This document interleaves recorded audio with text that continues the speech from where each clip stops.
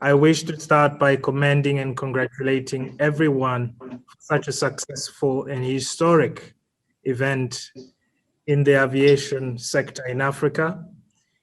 And as I do that, I also want to welcome our friends, our brothers and sisters from the Fourth Estate, the media that have joined us this afternoon or this morning, depending on where you are, to be able to tell the story of this historic milestone in the aviation industry.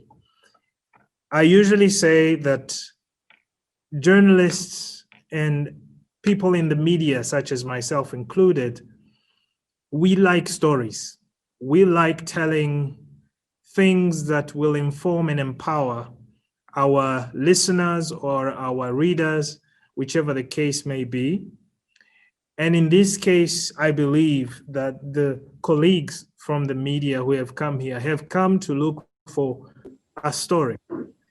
And indeed, it's going to be a very interesting story because it's a story that talks about the villain of the crisis of COVID-19. For those of you who may not perhaps be as familiar as myself about this great association, allow me to just point out that it is the leading trade association of the airline industry with the mission to promote, serve African airlines and champion Africa's aviation industry in order to achieve a sustainable, interconnected, and affordable air transport industry in Africa, where African airlines are going to become key players and drivers for African economic development.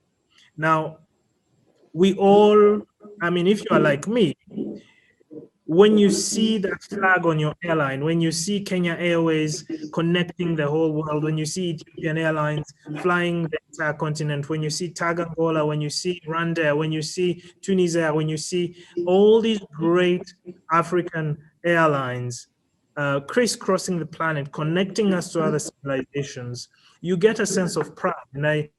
And stories, especially carried through the news media that you represent, our dear friend, is one of the ways people like me and other people on the continent access information about this industry. So it's an industry that inspires us. It's an industry that we all want to see take off. So obviously today, we hope that you will help us carry the story that you will hear today. And we really invite you to ask all the questions. We are here to answer them. If we can't cover all the questions here today, we are going to give you an opportunity to ask all those questions in due course and to get answers to the same. Now, I would like to right now take the pleasure and humble delight to give the floor to Monsieur Abderrahmane Berthet, the Secretary General of AFRA, to share with us some key highlights that are coming out of this very historic event, which is the very first virtual annual General Assembly of the association. Monsieur Berthet, you have the floor, sir. Thank you, Gilbert. Merci, Gilbert. I am pleased to welcome you to this press conference. Je vous souhaite la bienvenue à cette conférence de presse. We have just ended our 52nd General Assembly, which was this year on a virtual format. As you all know, the COVID-19 has put the aviation sector in an unprecedented crisis. The theme of the assembly was redefining air transport for a new era. It was a good opportunity for stakeholders to exchange views on the current situation and the strategies to restart and recover for the aviation industry. We recorded for this event more than 447 delegates from more than 69 countries around the world, 4 sponsors, and 26 exhibitors. We received keynote remarks, interviews, and presentations from high-level experts of the industry. The key resolutions taken during this assembly are the following: approval of statement of account for the year ended on December 2019, approval of the budget and membership subscriptions for 2021, approval of AFRA 5 years strategic plan 2021-2025. This is very important. It's aligned with members and partners' expectations, and it means also to reduce the over-reliance of the association on membership fees.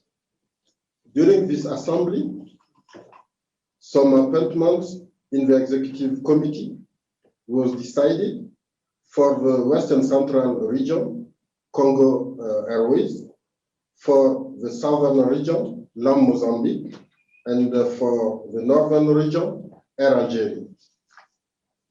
At the level of officers, the chairman of the association for next year is Mr. Désiré Balazire Bantou, CEO of Congo Airways. The first vice chairman, Miss Yvonne Makolo, CEO Rwandair. Second vice chairman, Miss Amal Mint Maouloud, CEO Mauritania Airlines. The president of the association is Mr. Rui Carrera, chairman and chief executive officer of TAG Angola Airlines. And TAG Angola Airlines will host the 53rd AGA in Luanda next year in November 2021. We have also recorded new members and partners joining the association: Overland Airways Limited, CFAX Airlines, South African Tourism, Prodigy Avia Solutions, the Aviland, Canada. I want to give just a short summary of the situation of the African airline industry and the perspective for the future. As you all know, operations were stopped during the second quarter of this year with the beginning of the COVID-19 pandemic. Only some cargo and domestic flights were operating. We are seeing some recovery since the reopening of borders in July, but still very slow. 30% of the capacity in August compared to last year, and the load factor is at 32.75%. As you know, the break-even load factor is even higher than 70%. And only 71% of routes operating in February before the COVID-19 have reopened in October.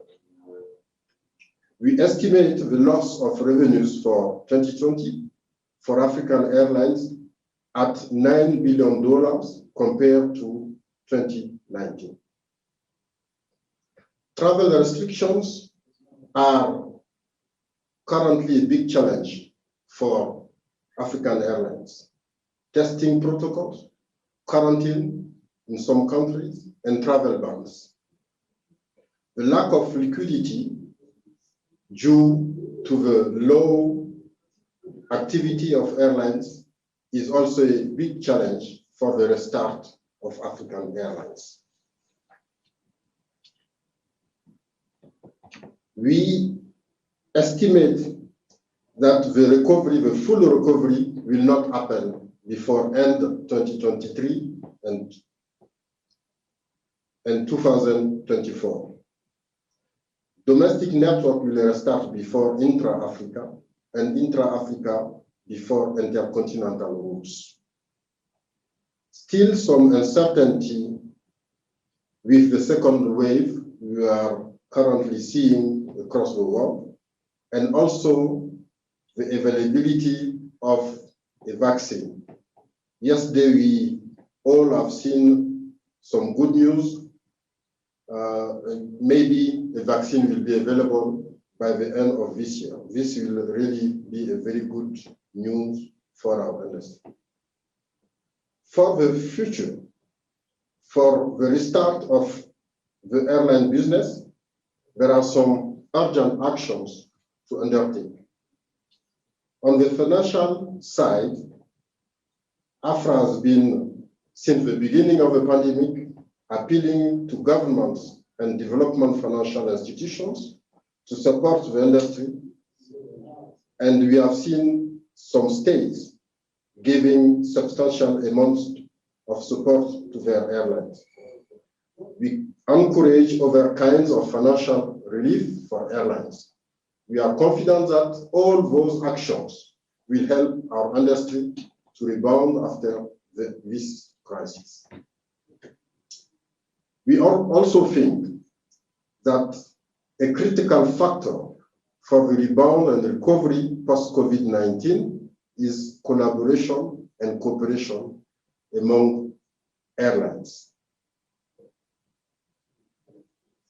Also, there is a need for harmonization of health screening protocols and mutual recognition across the continent to create a seamless and trusted travel and bring passengers and stakeholders in confidence to travel. Also, new technologies will play an essential role in shaping the new normal of the industry in ensuring a smooth, efficient, and safe passengers journey. With more focus on digitalization, airlines will optimize operations, save costs, and contribute to a more sustainable aviation future. Now, since the beginning of this pandemic, AFRA has been at the forefront of actions to support the African airlines. As I said, since March, we launched an appeal to government. We have organized also in April a webinar, and we come up with a 9-pillar recovery plan for our members. We also made another appeal in May to development and financial institutions. We organized on 4th of June a webinar on financial support to African airlines. And also we wrote to African regional economic communities on the 15th of June to urge them to reopen their air border as soon as possible. We participated to the high-level task force set by the African Union Commission to determine actions for restart and recovery of the aviation sector. The high-level task force made a lot of recommendations. Two of the recommendations were to put aviation as a priority sector because aviation is enabling the economic and social development of the continent. The second one is to put together a $25 billion fund to support our industry. We are continuing these actions, and for the future, we will stay by our mission, which is to serve African airlines. This is the opening remarks, Gilbert, I wanted to make before I answer questions from the attendants. Thank you, Mr. Berthet, for those introductory remarks. And you have said a few things that have captured my attention. And if you'll allow me, I would like to throw in my own question. You know, I'm the MC, so I can do it, right? Yes, okay. Being a bit... We can. So I'll throw in my question as you know, our colleagues also ask their questions, and it's just to get the pitch that you are making to partners and states on the importance of the aviation sector in Africa. And I think many people here will be interested in knowing the potential of this. How important is it? If you could share some numbers, the potential of this industry, maybe pre-COVID, or even looking forward, what the potential can do if it's fully realized. It's important for people to understand why this sector is so critical for the continent. Yes, the sector is very important for the economy of Africa. It represents $56 billion for the African GDP and 6.2 million jobs. This is very, very important. And a reduction of the air transport activity could have as consequence a loss of 3.1 million jobs across the continent. So this is very, very important to know. And as you know, Africa is a very, very big continent, and ground transportation's infrastructure is very weak. So air transport is very important for Africans to move around the continent. Thank you very much for answering, for indulging my question. And now I'm going to at least, be indulgent and see who else has a question here.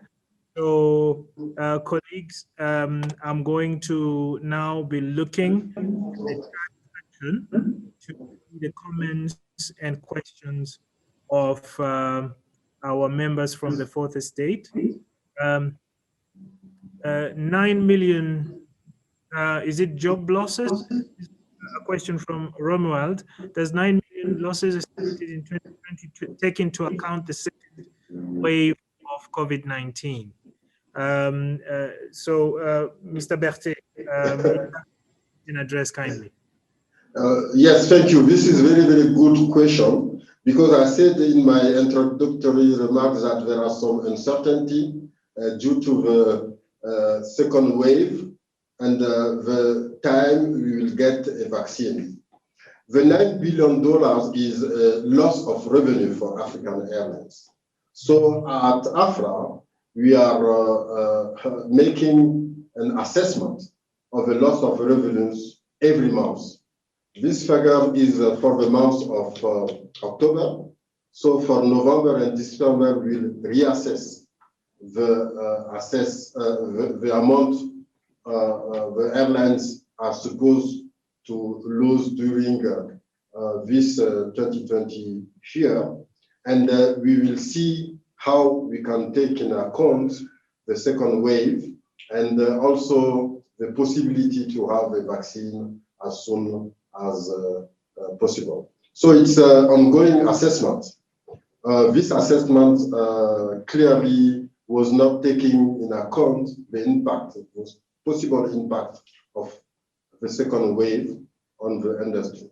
As you can see, since the second wave is coming, states are not yet closing their air borders, as we have seen during the first wave. But we are seeing some travel restrictions in many countries. This can also affect the industry. So we will issue in next week another assessment on the loss of revenues for African Airlines. Okay. Thank you very much, and thank you very much to you, Romuald, for such an interesting question. And now I would like to go to Michael Maina of Aero News. Nice to connect with you again, Michael. And your question is, SATAM expected to play a role in the industry's recovery? Is it likely to help the recovery for our industry in Africa? You mean AFRA? SATAM. SATAM. SATAM. Okay. The Single African Air Transport Market is a very important flagship project of the African Union, along with the African Continental Free Trade Area and the Protocol of Free Movement of persons. As you know, the objective of SATAM was to improve intra-African connectivity. Not only that, also to create an environment favorable for the growth of air transport in Africa. Because before the COVID-19, the growth trends in Africa were very, very high, and we were expecting double traffic every 15 to 20 years. This trend will be shifted, but will remain. So we think that SATAM is an opportunity to create a conducive environment for African airlines to make our African airlines more resilient. And I think we believe that the COVID-19 is an opportunity for all of us to understand that having an air transport system resilient is very important. And SATAM is part of the process to have this air transport resilient system. And the African Civil Aviation Commission, which is the executive agency of the SATAM, is continuing to work on SATAM, and we will have on 14th of November, like every year, the celebration, the anniversary of the birthday for the Yamoussoukro decisions. And I will participate to a panel discussion on the SATAM in view of the COVID on next Friday, organized by the African Civil Aviation Commission. And I would like also here to say that we have, as stakeholders, a joint prioritized action plan for the implementation of SATAM. And this plan, AFRA is fully involved in this plan, all stakeholders, and we are continuing to work on this plan. As of today, we have 34 states which committed to SATAM, and we have 18 states which agreed to review their bilateral air service agreement so that to comply with the Yamoussoukro decision. So we will continue our effort because we think that we are on the right way to make the African airlines more sustainable. Thank you. And just on that question of SATAM, there is a question that is wondering whether it's going to be possible for members to actually collaborate given their differences. But perhaps you can come back to that and answer also another question so that we move faster. And that question is going to be, since passenger movement is low and there are still fears of a second wave, has the association plan on supporting members to convert their passenger planes into freighters so as to help in recovery? So if you can just take up those two questions. The first one is, can African airlines go above their differences and cooperate? The second one is AFRA going to help airlines convert their passenger planes into cargo? Maybe you can also give context on this cargo question, because I'm sure many people are interested in knowing how airlines are actually managing to make some money from cargo. Regarding cooperation, I think that even if there are some differences between airlines, they can cooperate. And cooperation is really very, very important. At AFRA, for example, we have put in place a route network coordination and cargo committee. Our last meeting was early on October, and the purpose was to see how African airlines can cooperate so that to build a good connectivity in the continent. We believe that having on the continent a lot of small operators with less than 10 aircraft will be difficult to get sustainability. It's very, very important to cooperate. We need to have some global carriers flying from hubs and to have intra-African operators. And these two systems need really to cooperate. The cooperation can be, there are many types of cooperation, of course. So at AFRA, we are putting in place the forum for our airlines to talk and to put in place the necessary ways of cooperation.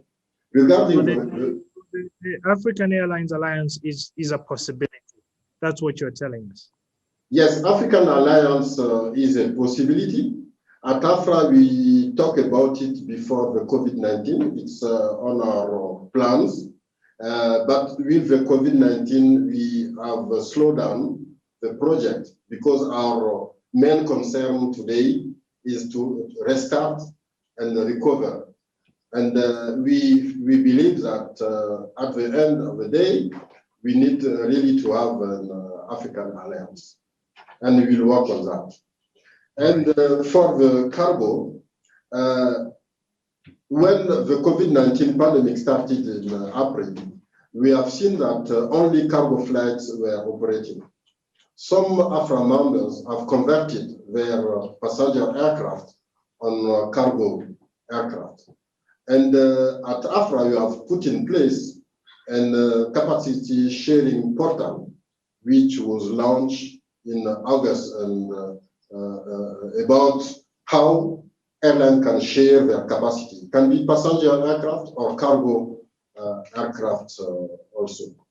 And the level of activities of cargo business has been growing since the COVID-19. And also we think that when the vaccine will be available, we'll need also cargo operations to bring across the continent this vaccine. It's a lot of volumes and quantity.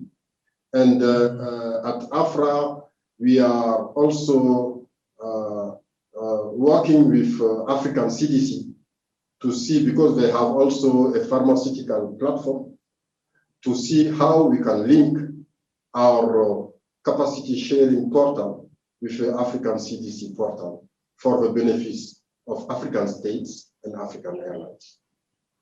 If you can take a minute to talk about the portal, the capacity sharing portal, and how it works, I think many people will appreciate the importance of such a platform for the industry. It's very simple. If you are an airline, you have an overcapacity on your fleet, you post on the portal the availability. If another airlines need capacity, this airline can see your availability, and then you can transact with the airline which have the availability, capacity availability. So it's a sort of market to put aircrafts available on the portal. That is brilliant, and I think that brings to life the fact that you said collaboration and cooperation are really going to be key, together with the joint action plan that you said brings together different stakeholders. So we are really seeing that collaboration and cooperation come to life. And now we have Bakary. I just want to appreciate Roland, who asked the question on the African Airlines Alliance. Roland O'Harry, thank you for that brilliant question. Bakary d'abord, donc les pays invités à mettre 25 milliards de dollars à disposition pour soutenir les compagnies aériennes. Est-ce qu'on peut avoir plus de précisions sur ce chiffre de 25 milliards? C'est au niveau national, c'est au niveau du continent? Est-ce que, parce que aussi vous aviez parlé de 56 milliards, est-ce que vous pouvez nous donner quelques précisions sur ce fonds de sauvetage ou d'appui aux compagnies? Merci. Il y a deux choses. Hein.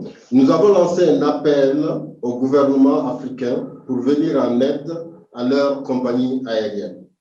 Nous avons constaté que depuis cet appel au mois de mars, beaucoup de gouvernements africains ont effectivement mis à disposition des fonds pour leurs compagnies aériennes. Et nous avons constaté que pour la plupart des cas, c'est des aides sous forme de prêts ou de dons à des compagnies nationales détenues par les États. Ça, c'est une première option. La deuxième chose dont j'ai parlé, les 25 milliards de dollars, c'est un fonds qui doit être mis en place par les institutions financières internationales pour aider le secteur de l'aviation. Et sur ces 25 milliards, en fait, tous les intervenants de l'aviation, nous nous sommes réunis pour faire une estimation par secteur, parce qu'il y a les compagnies aériennes, il y a les organismes de navigation aérienne, il y a les aéroports aussi, qui font tous partie du secteur de l'aviation. Donc, nous avons mis ensemble les estimations pour sauver le secteur de l'aviation. Et fort de cela, la Commission de l'Union africaine va adresser une requête auprès des institutions financières internationales pour pouvoir mettre en place ce fonds qui est requis pour soutenir la relance du secteur de l'aviation en Afrique. Donc, c'est un travail continu que nous sommes en train de faire avec la Commission de l'Union africaine et qui va certainement continuer dans les semaines et les mois à venir. Merci beaucoup. Merci beaucoup. J'espère que vous m'entendez bien. Vous m'entendez? I hope you can hear me okay now. Anthony Kitimo, question out of the report. What is AFRA doing to improve regional and international air network to drive economic growth? So this is, what is AFRA doing to improve the air network regionally and internationally in order to drive economic growth? Oui, merci pour cette question. Je pense que j'ai déjà abordé un peu la question de Route Network Coordination. Nous avons mis en place une coordination de route. We have put in place a Route Network Coordination Committee, which is now merged with the Cargo Committee. We had the committee meeting early in October, and the objective is to create a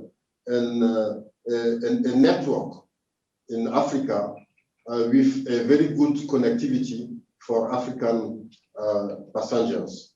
So we are following the meeting we had in October. We are following with specific studies on the current connectivity situation due to COVID-19 to look at where we have the gaps and then to see which airline can fill the gaps. And we will, at AFRA, will make the airlines to discuss and see how they can coordinate their flight schedules to fill the gaps. So that is what we are currently doing. And this is very, very important because what we have seen after the recovery, there are a lot of gaps coming across the continent. As I said, only in October, only 71% of routes operated in February before the COVID-19 have really reopened. So to avoid a connectivity gap on the continent, the work AFRA has undertaken with members is very, very important. I have another question from back, and I think it's important, so I'll indulge him and give him two questions. Quelle devrait être la contribution des grandes compagnies non africaines qui servent dans le continent? Je n'ai pas entendu la question, vous pouvez répéter? Quelle devrait être la contribution des grandes compagnies non africaines qui desservent le continent? Oui, nous avons plusieurs grandes compagnies non africaines qui opèrent sur l'Afrique et d'année en année, leur part de marché par rapport aux compagnies africaines a augmenté. Nous constatons sur les 2 dernières années que les compagnies africaines avaient commencé à regagner un peu sur les parts de marché. Notre volonté à AFRA est réellement que les compagnies africaines puissent avoir une large part de marché sur le trafic intercontinental. Et nous pensons que cela ne pourra se faire que si nous avons des compagnies africaines fortes. Elles doivent être fortes d'abord sur le réseau intra-africain pour pouvoir être aussi fortes sur le réseau intercontinental. C'est la raison pour laquelle nous avons mis en place ce Route Network Coordination pour renforcer les compagnies africaines au niveau du réseau régional. Et c'est la raison pour laquelle nous pensons aussi que les projets comme le Single African Air Transport Market, mais surtout aussi le African Continental Free Trade Area et le protocole de libre mouvement de personnes en Afrique sont des projets importants pour en fait renforcer la position des compagnies africaines sur le continent africain.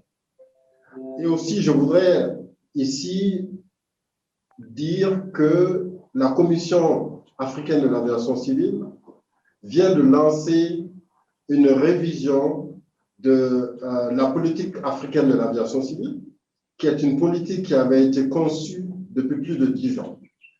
Donc, la nouvelle politique de l'aviation civile africaine va prendre en compte la nouvelle situation des compagnies africaines membres, du Covid et la nécessité aussi par rapport au réseau intercontinental, la nécessité d'avoir un équilibre des droits de trafic afin que les compagnies africaines puissent regagner leur part de marché. Mais il est important qu'elles soient renforcées, qu'elles puissent offrir un service de qualité aux passagers africains. Thank you so much, SG, for that very eloquent answer to that question. I hope I'm clearer now. I have switched my connectivity to a different one. We are unfortunately almost running out of time, but I will sneak in a few other questions. And one of them is whether there are reported COVID-19 cases among aviation workers in Africa. Is there any statistic or any effort to look at the impact of COVID-19 in terms of cases, the number of cases among aviation workers? And perhaps I can add what measures are being taken in rebuilding passenger confidence, given that we are now having a second wave of COVID-19. This is coming from Larmi Majanga, who wants to know what can be done to improve the confidence of us passengers.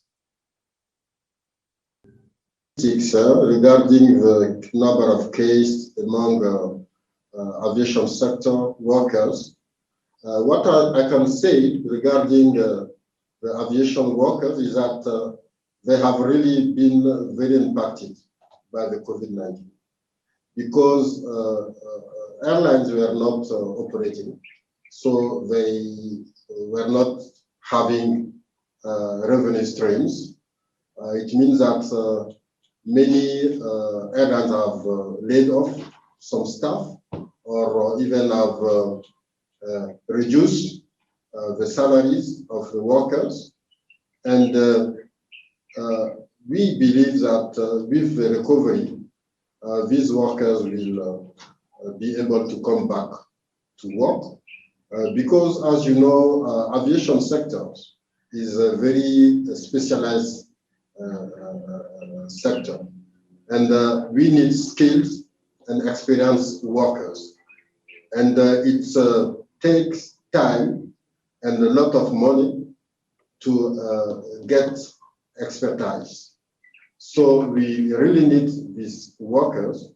And that's why on our 9 pillars recovery plan, we have urged African Airlines to try to find solutions so that to motivate these workers and keep them ready to restart working when the COVID-19, when will be over, when the activities will restart. This is very, very important.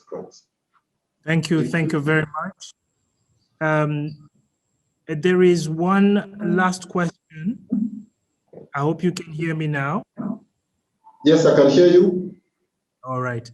What measures are being taken? I think you've just answered that. The next one is,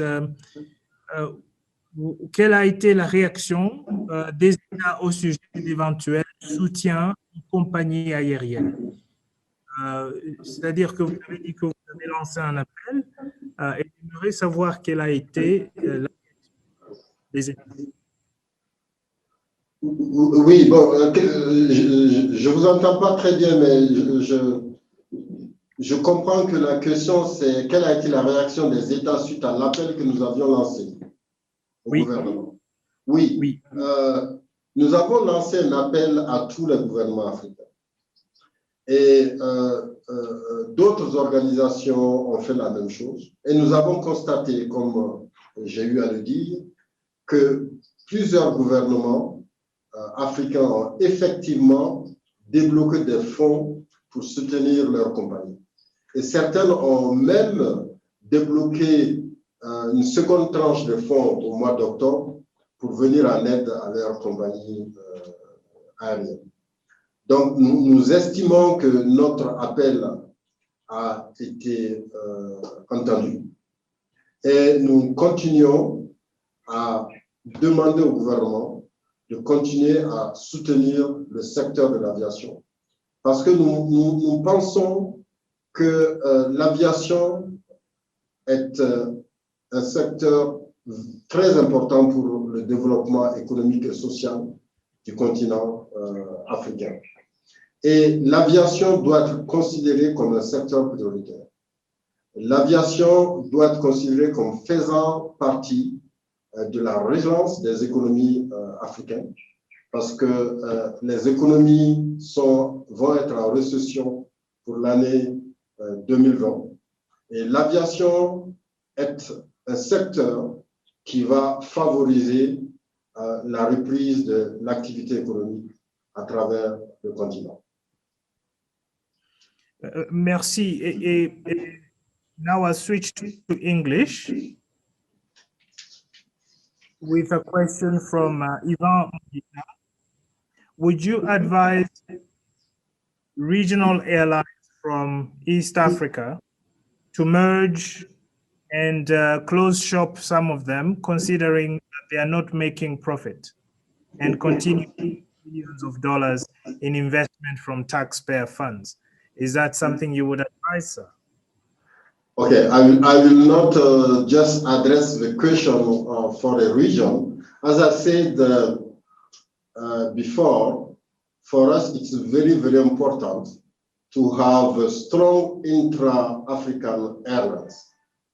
So it means that some small airlines across the continent can see how not only to merge, how to consolidate so that to be more stronger. And we also need to have bigger airlines with global activities. For me, having a lot of airlines in East African region means that it's very important to cooperate. You see, I talked about cooperation before. So if you have big airlines from the same region operating the same routes, it will not be profitable for any one of them. So that's why it's really important that African airlines start to cooperate so that to have a good network coordination and so that to be more sustainable and more resilient. So that is our thoughts. It's not only for East African region, it's only for West Africa, Central Africa. If I talk about, for example, West Africa, where I'm from, sometimes you can see on the same routes at the same time 3 or 4 flights operating the same routes. This is not good for the airlines, and also it's not good for passengers, because if you concentrate the flights on the morning and the rest of the day there is no flights, this is not a good product for passengers. So cooperation is very important. Oh, brilliant question and an even better answer. I just want now to go to Mozambique. How can airlines optimize their operations to build resilience with all the financial difficulties they are facing? I think it's a very relevant question, because on the one hand you have the difficulties, and on the other hand you have to optimize operations. Are there any insights you have for them? Yes, you know, African airlines were financially struggling even before the COVID-19. With the COVID-19, they need support to survive and to restart. But the financial difficulties of the aviation sector is due to some challenges. And we all know these challenges. And we need to work on these challenges, because African airlines are really operating in a high-cost environment. So authorities, decision makers need really to tackle these issues. The level of taxes and charges are very, very high in Africa. And also the fuel prices are very, very high in Africa. Even when the oil prices are going down globally, we can see that in Africa, it's not the case. So there are a lot of challenges. At AFRA, we are advocating for to reduce the high-cost environment for African airlines, and also the SATA. We have a joint prioritized action plan. I think I talked about it already. And under the joint action prioritized action plan, there are many actions also so that to create this environment for better sustainability and resilience of African aviation. Brilliant. Bona SG. I always learn so much about the aviation industry every time I hear you speak, and I think many people here agree. So we are out of time. We are now at 18:02 time. I want to just thank everyone who has made time to attend. If you do have more questions, I do encourage you to send those questions over so that we can be able to get you answers via email or through the contacts that you have provided. We thank you again. Thank you again, Mr. Berthet.